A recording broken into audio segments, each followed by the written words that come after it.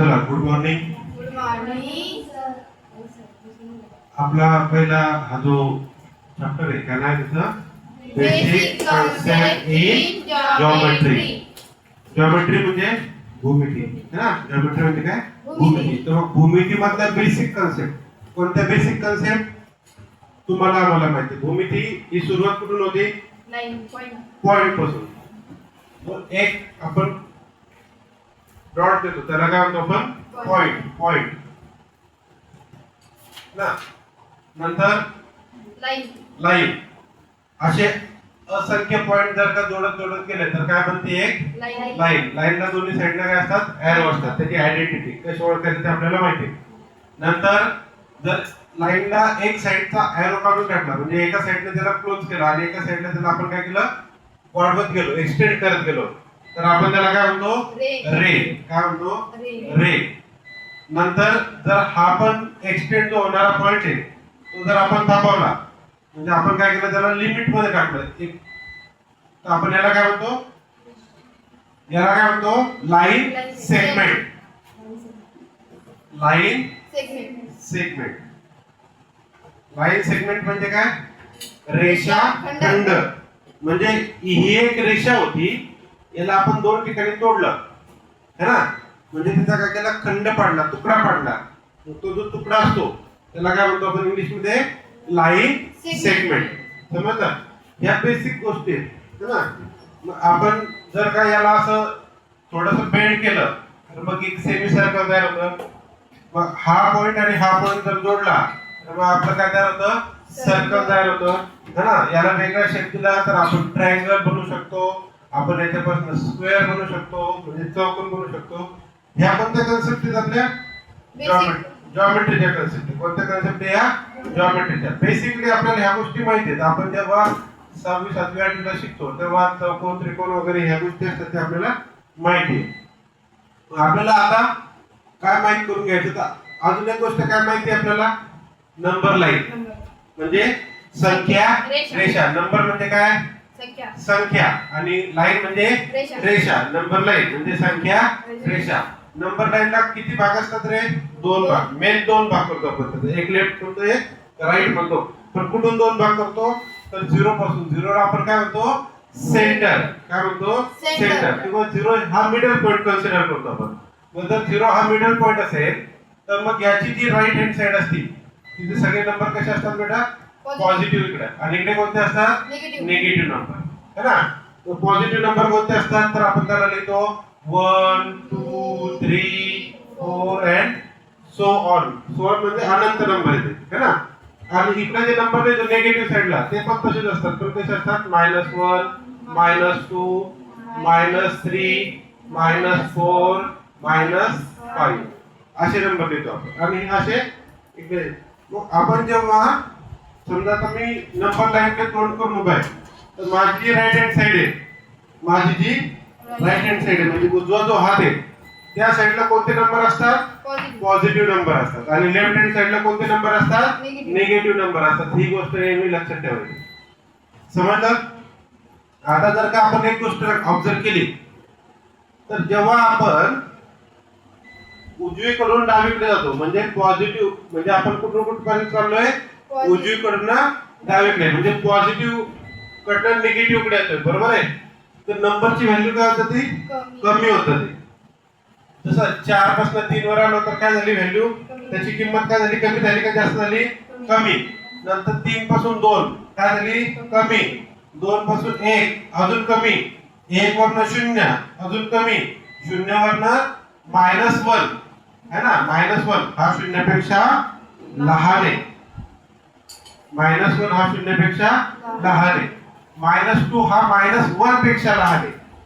म्हणजे positive number जर असतील धन संख्या जर असतील तर धन संख्येमध्ये ठीक आहे. धन संख्येमध्ये काय होतं? धन संख्येमध्ये जो नंबर छोटा तो छोटा, जो नंबर मोठा तो मोठा. म्हणजे पॉझिटिव्ह नंबर आता समजा मी इथं लिहिला +5 आणि -6 यांच्यातला नंबर कोणता मोठा आहे? +5. जो पॉझिटिव्ह आहे, जो जी धन संख्या आहे, जो पॉझिटिव्ह नंबर आहे तो कसा असतो? ही संख्या कशी आहे मोठी आहे आणि ही संख्या लहान का आहे कारण त्याला निगेटिव्ह नंबर लागला मग -6 मोठा की -11 मोठा -6 -6 म्हणजे आपण जसं डावीकडे जाणार तशी जी नंबर असतील है ना जसे संख्या असतात त्या गावात जाणारे लहान होत जाणारे हे पण तुम्हाला माहिती आहे ना आपण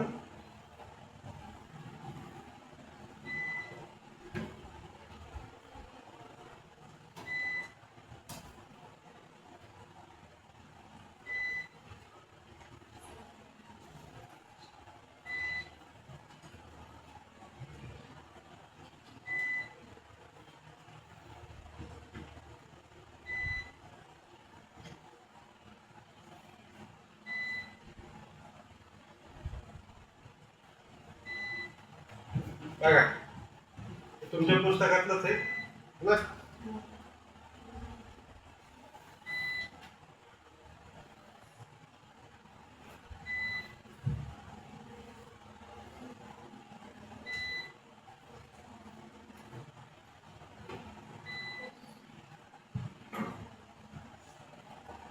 coordinate of point and distance coordinate म्हणजे तुम्हाला सगळ्यांना माहिती आहे कोऑर्डिनेट म्हणजे काय असतात ते ज्या ठिकाणी दर्शवलेले असतात त्याला काय आपण कोऑर्डिनेट पॉइंट म्हणतो बरोबर आहे चला observe the following number line he number line दिलेली आहे काय दिसतं बरं या नंबर लाईन वरती तुम्हाला पॉझिटिव्ह निगेटिव्ह संख्या हा पॉझिटिव्ह नंबर निगेटिव्ह नंबर दिसतात बरोबर आहे पण त्या पॉझिटिव्ह निगेटिव्ह नंबरला काहीतरी नाव दिलेले बघा अल्फाबेट वापरलेले तिथं कोणते कोणते अल्फाबेट दिसतात तुम्हाला A B C D O D है ना O D E तो हा 0 आणि O मधला फरक तुम्हाला काय आला असेल 0 जो काढतो थोडासा असा काढतो है ना आणि O हा गोल काढतात कधी जर 0 आणि O मधलं अंतर काढायचं असेल तर तेवढं आपल्याला याच्यातलं दोन बिंदू मधलं डिस्टन्स काढायचंय काय काढायचंय डिस्टन्स तो डिस्टन्स आपण सहज सांगू शकतो सर A आणि B मध्ये किती बिंदूचा डिस्टन्स आहे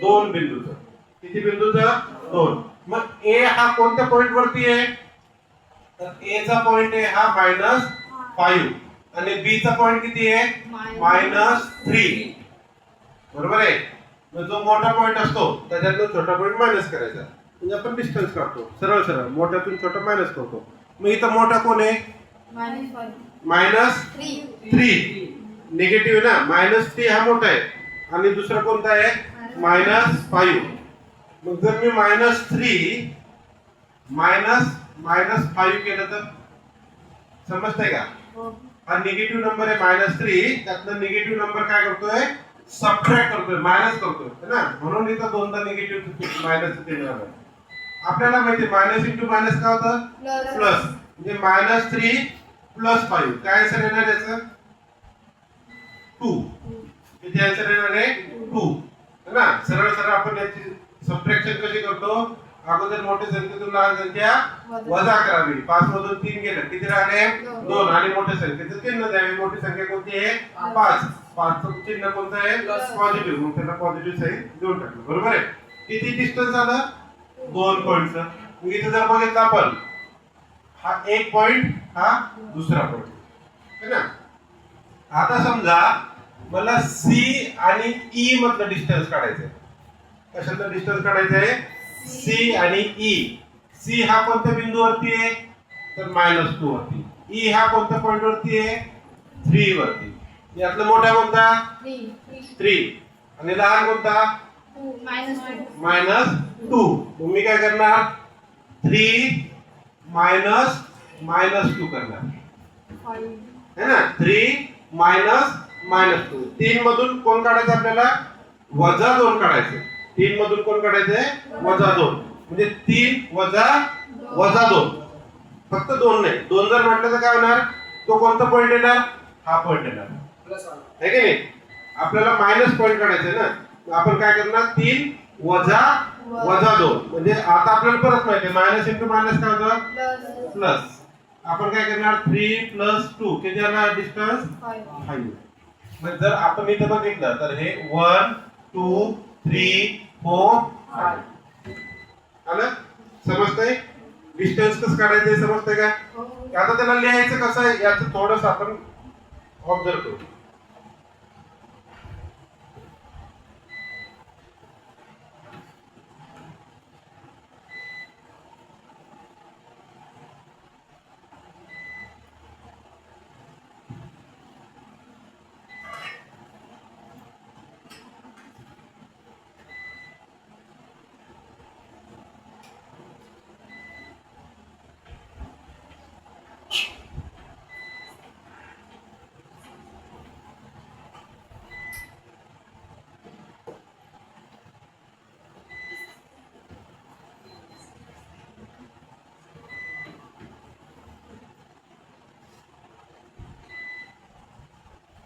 चला इथं तुम्हाला बुक्स मध्ये कसं लिहायचं ते पण सांगितलेलं आहे. आपण ते थोडंसं वाचू म्हणजे समजून घेऊ.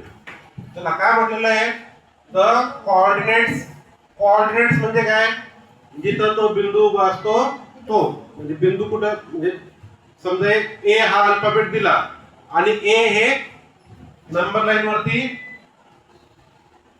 हा 5 वरती दाखवलाय तुम्हाला. ए किती वरती दाखवलाय 5 वरती. तर मग ए चा कोऑर्डिनेट किती झाला 5 है ना. ए हा पॉइंट ए हा अल्फाबेट कोणत्या पॉइंट वरती आहे 5 वरती. मग 5 ला काय म्हणायचं त्याचं कोऑर्डिनेट. काय म्हणायचं कोऑर्डिनेट. चला the coordinate point of D and E is 1 and 3 respectively. म्हणजे D हा कोणत्या पॉइंट वरती आहे 1 पॉइंट वरती आणि E हा कोणत्या पॉइंट वरती आहे 3 पॉइंट वरती. यातला मोठा कोण आहे 3 की 1? 3. कोण आहे 3. जो मोठा आहे त्यातून छोटा वजा करायचा. किती उरणार रे 2. 3 आतून 1 गेला राहिला 2. म्हणजे त्या बिंदू मध्ये किती अंतर आहे 2 अंतर. 2 कोऑर्डिनेट्स अंतर बरोबर आहे असं आपण तिथं म्हणू शकतो. चला आता याला थोडस इथं त्यांनी दिलेलं आहे की डिस्टन्स फॉर्म मध्ये कसं लिहायचं त्याची लेंथ कशी काढायची. तर मग स्मॉल d हा कशाला रिप्रेझेंट करतो डिस्टन्स. कशाला डिस्टन्स. कोणत्या दोन पॉइंट मधला काढायचा आपल्याला E आणि D. समजा मी असं इथे लिहिलं capital E capital D is equals to काय येणार आहे 3 - 1 इज इक्वल्स टू 2. हे झालं तुमचं डिस्टन्स काढणे बरोबर आहे. जर आपण D लिहिला तर कॉमा आला पाहिजे आणि लेंथ ऑफ ED जर लिहिला तर कॉमा काढून टाकायचा आणि डायरेक्ट किती आन्सर द्यायचं 2. या बघा D जर लिहिणार तुम्ही काय लिहिणार तुम्ही डिस्टन्स हा शब्द जर वापरणार तुम्ही डिस्टन्स काढा म्हटलं तर तुम्ही काय लिहिणार D लिहिणार. मग D लिहिलं तर ब्रॅकेट मध्ये जे दोन कोऑर्डिनेट आहे त्या दोन कोऑर्डिनेटच्या मध्ये काय आलं पाहिजे कॉमा आला पाहिजे म्हणजे E D. पण जर काय तुम्हाला त्यातलं लेंथ काढायची आहे तुम्ही जर D च्या ऐवजी काय वापरला लेंथ हा लेंथचा L वापरला इनिशियल L तर तुम्ही काय लिहिणार नाही कॉमा लिहिणार नाही. तुम्ही काय लिहिणार D हे डायरेक्ट दोन पॉइंट लिहिणार तुम्ही. डिस्टन्स काढता वेळेस काय झालं पाहिजे ते दोन पॉइंट कशाने सेपरेट झाले पाहिजे कॉमाने. आणि जर डिस्टन्स काढत नसाल तुम्ही डायरेक्ट लेंथ मेजर करत असाल तर लेंथ मेजर करताना तुम्हाला कॉमाने सेपरेट करायचं नाही. एवढं पक्क लक्षात ठेवायचं. लेंथ ऑफ मग हे काय लिहिणार तुम्ही डायरेक्ट काय आन्सर लिहिणार है ना. समजलं इथपर्यंत ते अडचण. मग आपल्याला एक गोष्ट काय लक्षात ठेवायची की जो ग्रेटर पॉइंट असतो त्यातनं काय करायचं छोट्या पॉइंटला काय करायचं मायनस करायचं. जो ग्रेटर नंबर असेल त्यातनं डिस्टन्स काढताना काय करत असतात सबट्रॅक्शन करत असतात. काय करत असतात सबट्रॅक्शन. काय अडचण नाही. समजलं. आता मी तुम्हाला एक एक्झाम्पल देतो मला कोणी त्याचं आन्सर सांगा.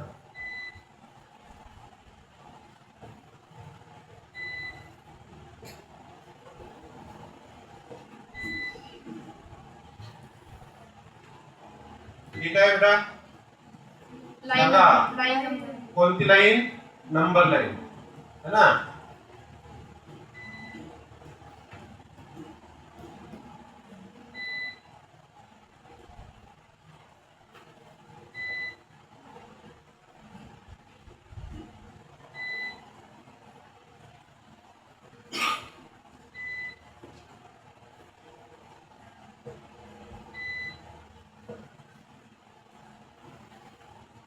चला आता तुम्हाला एक पॉइंट देतो मी P पॉइंट आहे आणि हा आर पॉइंट आहे.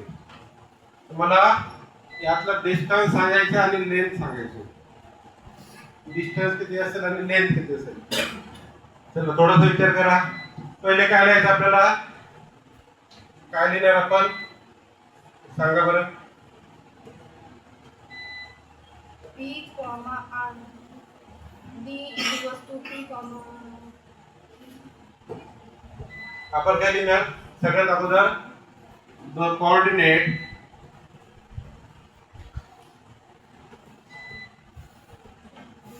पॉइंट.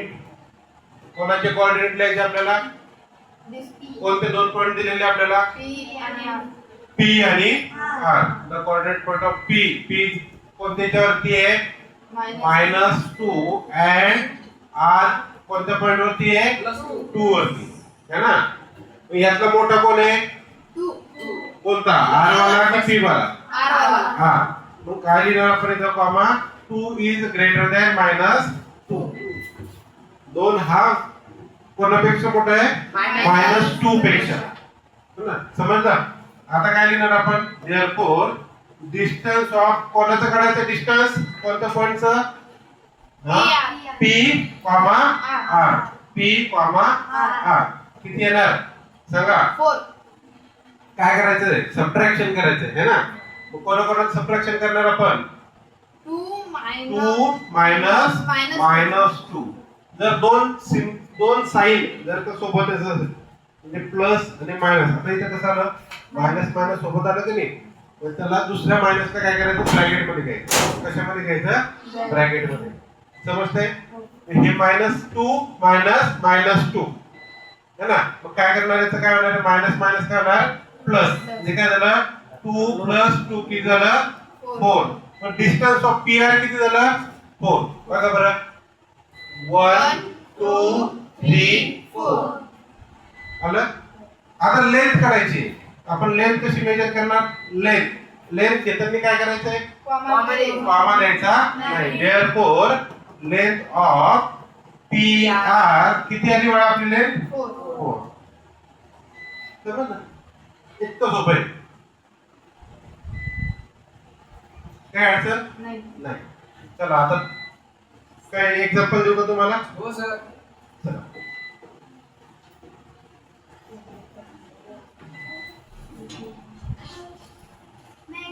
हा.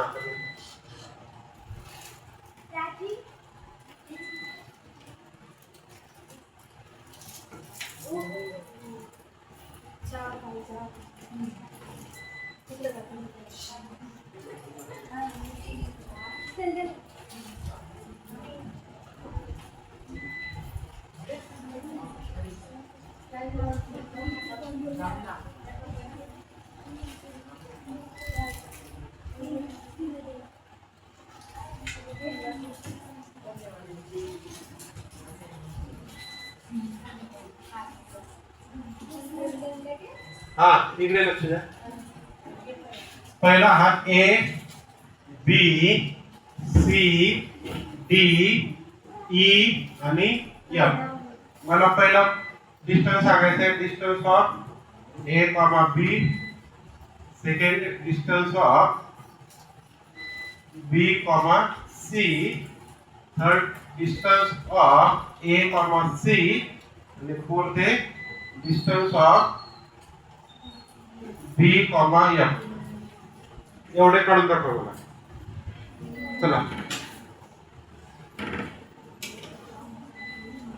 काही अडचण आली तर मला विचारा.